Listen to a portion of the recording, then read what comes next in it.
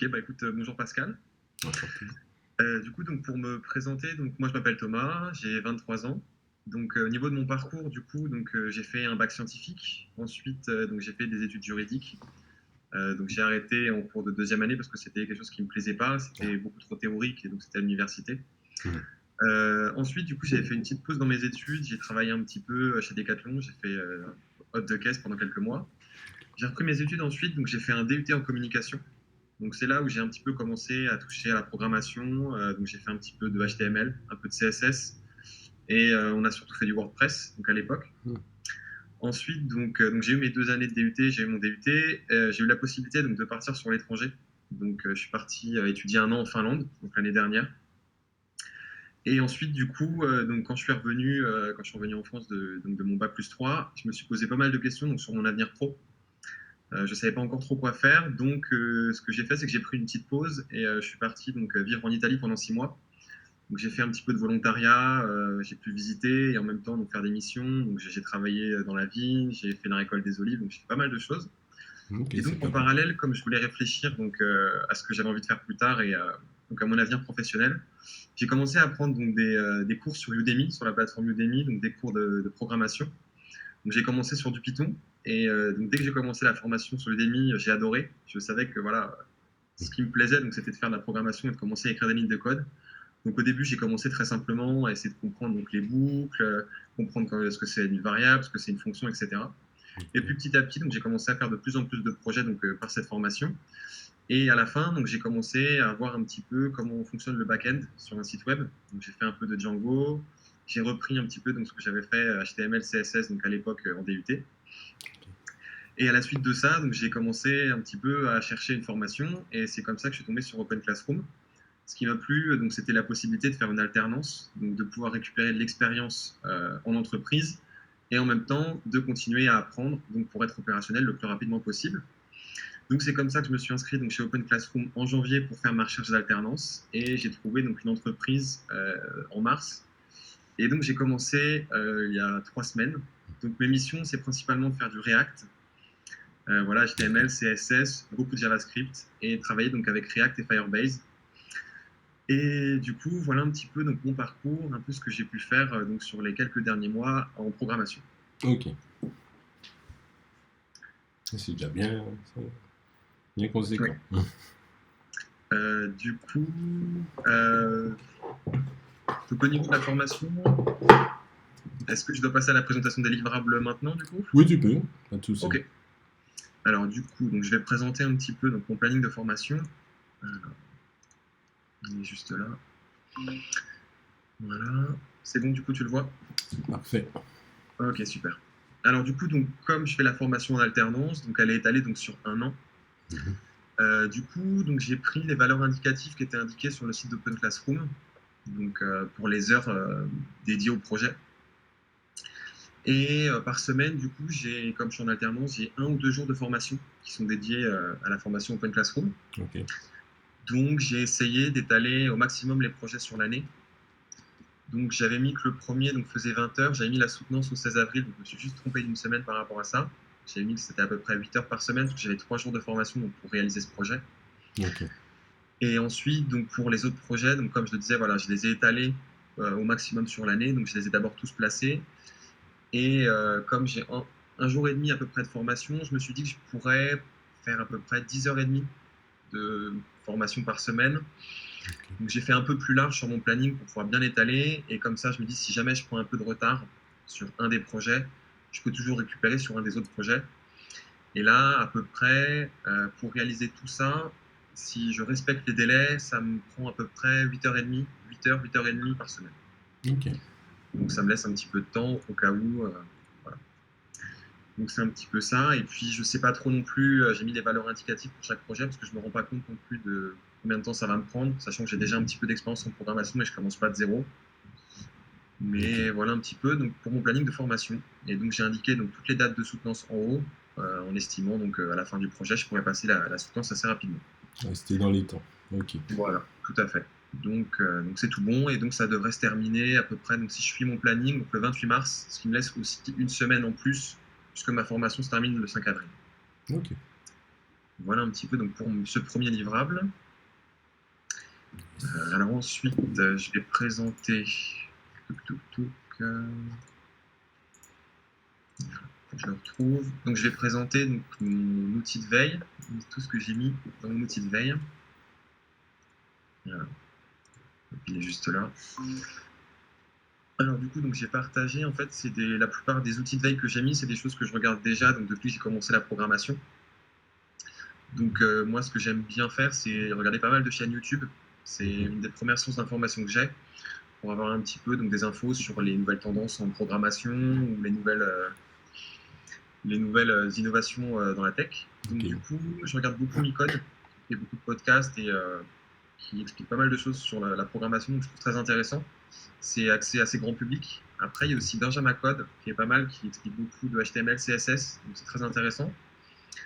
Il y a aussi donc les frères codeurs et le designer du web, qui sont des chaînes que j'aime bien suivre. Et puis ensuite, du coup, donc il y a pas mal de sites web que je regarde, donc que ça soit pour de la formation ou pour suivre l'actualité. Donc des sites de formation que j'aime bien, ça va être par exemple FreeCodeCamp, qui est entièrement gratuit, qui a beaucoup de ressources. Il y a aussi Udemy, donc avec des formations payantes que j'achète de temps en temps. Et Il y a puis beaucoup ensuite, de donc, promos, donc c'est accessible. j'ai pas entendu. Il y a beaucoup de promos, donc c'est accessible. Tout à fait, ouais. Les formations coûtent cher, mais comme elles sont tout le temps en promo, au final, c'est plutôt intéressant. Exactement. Et du coup, donc ensuite, ça va être plutôt donc, des sites d'actualité, donc Alza Création, Graphicar, Hacker News, où là, voilà, c'est pour avoir des infos sur les mises à jour, sur les différents logiciels ou les différents langages de programmation. Ok. Donc voilà un petit peu pour mon outil de veille, ce que j'utilise quotidiennement. Yes. Et puis ensuite, donc j'ai fait donc un petit post sur Workplace. Alors, je vais le retrouver. Du coup, je me suis baladé un petit peu sur la plateforme, j'ai commencé à regarder. Je suis déjà inscrit aussi, moi, sur Workplace depuis que je fais ma recherche d'alternance. Donc, j'avais déjà accès à ce moment-là. Tu étais déjà en amont dessus. C'est ça, tout à fait. En fait, je m'étais déjà présenté à l'époque, mais du coup, j'ai refait un post parce que je commence du coup le parcours développeur web. Ok. Et puis, j'ai regardé un petit peu, donc je me suis aussi inscrit donc, sur le Discord de ma formation. J'ai trouvé un lien donc, sur le Workplace pour un Discord. Et puis, quand j'étais en charge d'alternance, j'avais vu beaucoup de postes donc pour des postes d'emploi, enfin des offres d'emploi. J'avais déjà postulé un peu, donc je connais un petit peu Workplace. Ok. Et puis voilà, je me balade un petit peu une fois par semaine, 2 fois par semaine, j'essaie de regarder un peu ce qui se passe, ce que les gens racontent donc, sur la plateforme. Donc voilà un petit peu donc, pour ce troisième livrable. Et Ok. voilà un petit peu ce que je pouvais dire du coup. Ouais, c'est déjà pas mal. Excuse-moi, je vais mettre un petit truc. C'est déjà pas mal tout ça. Et, ok, en tout cas pour la présentation, c'est très clair pour moi.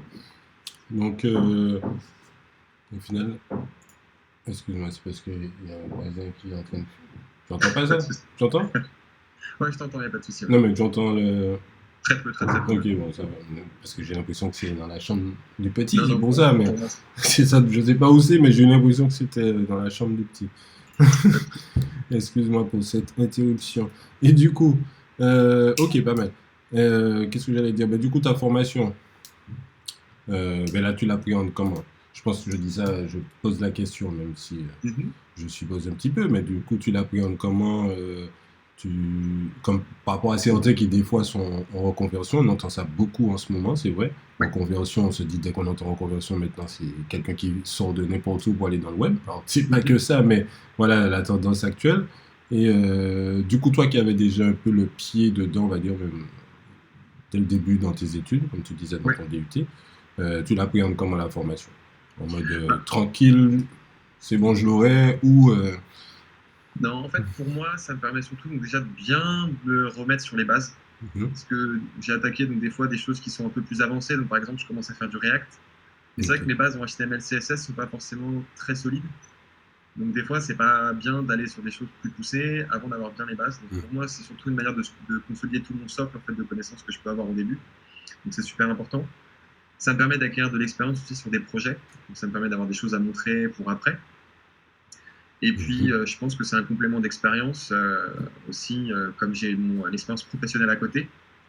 Ça me permet voilà, de jongler un petit peu entre les deux, d'avoir mon stress en entreprise lié à tout ce que j'ai projet professionnel, et en même temps d'avoir un espace d'apprentissage beaucoup plus un environnement qui est beaucoup moins stressant, Oui. puisque je suis tout seul de mon côté.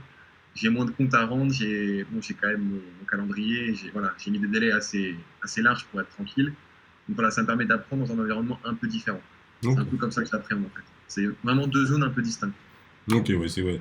Parce que c'est vrai que, comme tu dis, des fois on se lance sur des projets, c'est comme faire un tuto. Je sais pas, Ouais, c'est comme, je vais pas exagérer en disant comment faire une bombe, mais voilà, si quand on suit un tuto, on a déjà toutes les indications, par chance, parce que des fois ça arrive que on fait tout pareil, ça ne fonctionne pas, mais par chance, on a fait tout pareil, ça fonctionne. On a plus ou moins l'impression qu'on a compris, et au final, exact. si on nous demande de faire quelque chose de légèrement différent, ben, on ne saura pas comment faire, pourtant en théorie, ben, on a réussi à faire A, on pourrait faire B. Donc, Mm, mm, oui, c'est vrai que là, c'est pas mal de partir sur ça, avec mm, la mm, mm. formation à côté. C'est que l'alternance, Exact. c'est déjà le principe de l'alternance te permet justement d'avoir cette flexibilité horaire pour pouvoir étudier, comme tu dis, consolider les bases. Parce que voilà, quand on a démarré, c'est dur de se dire, bon, il faut quand même retourner apprendre quelques trucs. C'est ça. Et j'avoue que dans ton expérience, ça tombe bien, puisque comme tu dis, avec le React, qui est une couche au-dessus, Exact, ouais. donc il y a certaines choses que, bien sûr, tu apprends vis-à-vis du React, mais ça te renvoie toujours à la base quand tu dois faire tes renders, et C'est ça. que si tu sais pas faire une div toute simple ou voilà, aligner un texte ou intégrer tes classes, ben, tu auras forcément un retour aux sources, ben, aller Mm, voir mm, mm. encore, comme tu dis, de la base plus basse, l'HTML. Ouais, Donc c'est pas mal. En tout cas, tu as cette vision-là des c'est ça. choses, c'est très bien. Et puis comme tu disais, ouais, je suis plutôt autodidacte, en tout cas sur la programmation. C'est vrai que donc, j'ai fait beaucoup de tutos et quand tu expliques qu'effectivement, quand tu dois faire quelque chose par toi-même et que tu as une envie et qui n'est pas expliquée dans le tuto, tout de suite tu es un peu perdu puisque tu n'es plus dans ce filet de sécurité et tu dois faire les choses Exact. par toi-même. Donc c'est Ok, vrai que pour ben. ça, avoir des projets, des choses un peu différentes, c'est assez pratique aussi. Et Je le puis vois. justement, ça te permet de voir des choses différentes justement de l'environnement de l'entreprise. Parce Exact. Mm. que ben, dans ce métier, c'est le cas de le dire, et moi je peux te le dire en ayant un petit peu, expérience vécue, il faut se mettre à jour parce qu'il y a des métiers où tu peux exercer pendant des années avec tes acquis plus ou moins. C'est-à-dire que même Mhm. si tu les retravailles au jour le jour en exerçant, mais dans le métier de développement, c'est pas possible. Donc Ouais, il y a des bases, certes, qu'il faut avoir, mais il faut rester actif, il faut apprendre à côté, parce que sinon, on s'enlise pas, mais bon, on vieillit avec notre logiciel. Et si demain ouais, il y a matin, beaucoup de choses qui changent. Ouais. personne ne l'utilise, ben, on disparaît avec lui. Voilà. Ok. En tout cas, il faut faire attention à ça. Mm, mm, mm. Dans les entreprises, si tu vois que ton entreprise commence à pas trop bouger, je sais pas, 5-10 ans, on est toujours sur les mêmes versions, il y a forcément un problème quelque part. Ok. Mais bon. Oui, ça pose des problèmes de sécurité, compatibilité, Oui, etc. mais voilà, et puis même, je sais pas, si tu travailles des fois, tu travailles bien, tu travailles 3 ans, mais sur des projets anciens, c'est ce Ouais. qui m'est arrivé, hein, tu travailles sur des projets, ben, c'est les projets de la boîte, donc tu n'as pas le contrôle. Si tu peux pas aller plus loin, donc tu es obligé de maintenir la solution, etc., faire avec. Quand par Mhm. exemple, je sais pas, tu as des nouvelles mises à jour à droite et à gauche qui sont pas compatibles, faut devenir un génie pour créer des solutions pour faire fonctionner. Donc en fait, c'est juste toi qui es en retard. Mais au final, quand tu ressors de là, je sais pas, tu as fait ton expérience, hein, tu as acquis des compétences, ça dépend à quel niveau, mais à plusieurs niveaux. Et tu ressors de là, ben, une autre entreprise peut te dire oui, mais toi, nous on Mhm. travaille sur Ruby telle version, toi ça fait 3 ans que tu travailles sur telle version, est-ce que tu es au courant des mises à jour, est-ce que tu vois, Ok. et donc euh, si tu travailles à côté, en tout cas, là, l'expérience d'alternance, je te dis tout ça, c'est parce que là, l'expérience d'alternance te donne cette vision, tu vois, tu l'as déjà comprise, que ben, Mhm. pendant que tu travailles, que tu fais certaines choses, toi, tu peux continuer à consolider des bases ou à expérimenter des nouveaux sujets ou à essayer d'acquérir une expertise sur un point, tu vois, parce que Ouais, c'est ça. quand tu es au Mhm. travail, ben, tu as des missions et des fois, tu peux pas aller jusqu'au bout ou il n'y a peut-être pas le temps d'explorer. Donc, du coup, ce petit côté-là que tu vois pendant ton alternance, Mhm. je te dis ça, il faut essayer de le garder. Donc, ce ne sera pas à la semaine près, ni même au mois près, tu vois, mais ça peut être à Mhm. l'année près. Tu vois. Tu passes 1 an, 2 ans, tu te dis, bon, ça fait 3 ans que je suis là, mais quand même que, tu vois, je me mette un peu à jour sur ce qui se fait à côté, sur des opportunités, parce que dans ce métier, il faut faire ça, sinon. Sinon, si au sein de ton entreprise ça se fait, il n'y a pas de souci. Mais toi, si Ouais. tu sauras que dans ton entreprise, ils évoluent, ils te payent des formations, ou ils vous laissent libre choix pour dire, bon, allez, trouvez-nous de nouvelles idées pour qu'on reste paralysé. Pas l'entreprise qui va dire, bah, tant que ça avance, on ne touche pas. Tu vois ce que je veux Ouais. dire? Enfin, voilà. Et donc, au travers, parce que toi, justement, dans ce cas-là où tu es en alternance, c'est juste ça. Il faut que tu gardes cette idée-là. Limite, te dire que de garder le petit côté, je suis toujours un alternant, même quand tu vas passer en CDI. Voilà. Ok. Ok. C'est juste ça. Donc, du coup, voilà, ça te permet de rester à jour, actif, Mhm. et de pouvoir changer d'entreprise, tenant ça à ton compte avec aisance. C'est surtout ça. Ok. Ok. Donc voilà pour mon petit conseil de la fin, Ok, bah, je prends. pour faire la liaison justement avec ta formation. Et du coup, si tu as des questions, dis-moi. Une petite question? Euh, Bah écoute, non. Après, moi, j'ai pas forcément de questions. C'était plutôt clair pour la formation et puis pour le dérouler. Donc, ouais, là-dessus. Ok. Plus peut-être, oui, si jamais, soit je prends de l'avance, soit je prends du retard. Mhm. Comment ça se passe du coup, au niveau du planning, par exemple, ou même sur la formation en général? Je pense qu'au niveau du planning pour l'avance, ça pose pas de problème. Ok. Parce que même moi, je m'étais posé la question, est-ce que, tu sais, il y a plein d'autres cours, etc. Donc, tu peux Ouais. toujours compléter ton temps Toujours des choses à faire. voilà, en complétant. Donc, je pense qu'au niveau de l'avance, il n'y a pas de problème. Par contre, au niveau du retard, je sais que moi, je suis tenu de signaler s'il y a un retard trop conséquent que même moi, je me dis, ben, on ne pourra pas gérer avec l'étudiant ou j'arrive pas à gérer avec l'étudiant, je sais pas, il y a un problème. En tout cas, on n'arrive pas à gérer ensemble. Donc, Ouais. Ok. je suis obligé de signaler. Et donc là, après, ils vont contacter l'étudiant pour vérifier sa motivation, etc. Ok. Savoir, toi, si peut-être qu'il ne m'aurait pas dit, hein, je parle si c'est dans mon cas, peut-être que l'étudiant ne m'aurait pas dit quelque chose ou je sais pas quoi, donc peut-être qu'il leur dirait à eux parce que voilà, comme ça vient d'au-dessus, il se dit bon, mais je vais quand même leur dire c'est quoi mon problème, voilà, s'il y a quelque chose. Après, si c'est un manque de motivation ou autre, je sais pas comment ça se passe, parce qu'en général, manque de motivation, c'est comme pour tout, hein, si au bout d'un moment tu veux pas, ben, tu veux pas, voilà. Donc, je sais juste, Ok. je sais pas à ce niveau-là comment ça se passe. Par contre, s'il y a du retard, le truc c'est de trouver des solutions, Ouais. Ok. essayer déjà de comprendre pourquoi, est-ce que c'est au niveau de la compréhension, est-ce que c'est un problème extérieur, tout ça. Donc, il y a ce petit travail-là qui est fait en amont. Et Ok. puis Ouais, on après, ben discute voilà, ensemble après. Ouais. on contextualise et puis on cherche une solution. Ok. Mais voilà, si par exemple, ouais, si entre le mentor et l'étudiant, on n'a pas réussi à trouver de comment améliorer ou rattraper le retard, on va chercher la solution plus haut. Donc après, je ne sais pas s'ils peuvent repousser des dates, etc. Ok. Ça, Ok. je ne sais pas, mais tu vois ce que je veux dire, il y a ce côté-là où ils vont forcément chercher ben, à ce que l'étudiant réussisse, si c'est un problème qu'il a, quel que soit le problème. Tu vois. Ok. Après, Ok. Ok. je pense que c'est comme pour tout, si c'est un problème de motivation, il n'y a pas grand-chose à faire. Non, non, c'est clair. Voilà. Ok. Ok, bon, ben alors, c'est bon pour moi. Ok. Je peux mettre ça dans le récap. Hein. Euh, donc, excuse-moi, c'est parce que j'étais sur le bouton. Je peux mettre ça dans le récap, c'est parce que c'est Pas de enregistré. souci. Je disais, donc c'est bon pour moi. En tout cas, Cool. Ok. pas besoin d'attendre 10 ans. Je dirais que tout est validé. Donc, Super. bien Ok, bah sûr, top. je ferai le petit récap en fin de session. Ouais, super. Mais pour moi, c'est tout bon. Alors, je coupe l'enregistrement.